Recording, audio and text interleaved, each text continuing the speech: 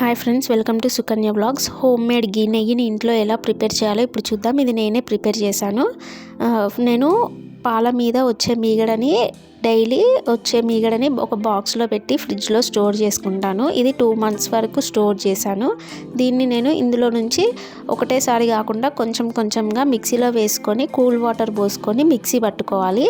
ఇలా బాల్ లాగా వచ్చేలాగా చేతికి అంటుకోకుండా వెన్న, ఇది వెన్న అంటారు. ఇప్పుడు ఈ వెన్న మనకి చేతికి అంటుకోకుండా ఇలా నేను చేస్తున్నాను కదా, ఇలా వచ్చే వరకు మిక్సీ పట్టుకోవాలి. ఈ కన్సిస్టెన్సీ వచ్చే వరకు మిక్సీ పట్టుకోవాలి.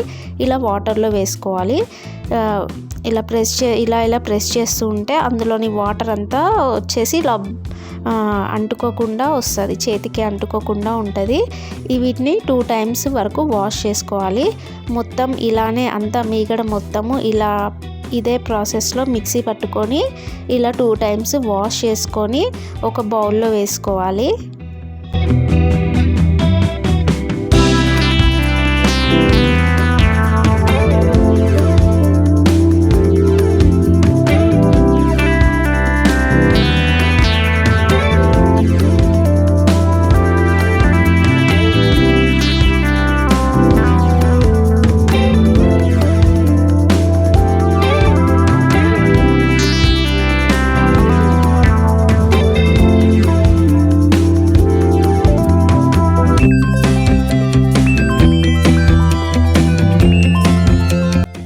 మీగడ మొత్తంని ఇలా మిక్సీ పట్టుకొని ఇలా వెన్నలాగా తయారు చేసుకున్నాను. దీన్ని స్టవ్ మీద సిమ్లోనే పెట్టి కరిగించుకోవాలి. ఇలా మధ్య మధ్యలో కలుపుతూ ఉండాలి. ఇది మొత్తం కరిగిపోయి లైట్ ఎల్లో కలర్ టైప్లో వస్తుంది.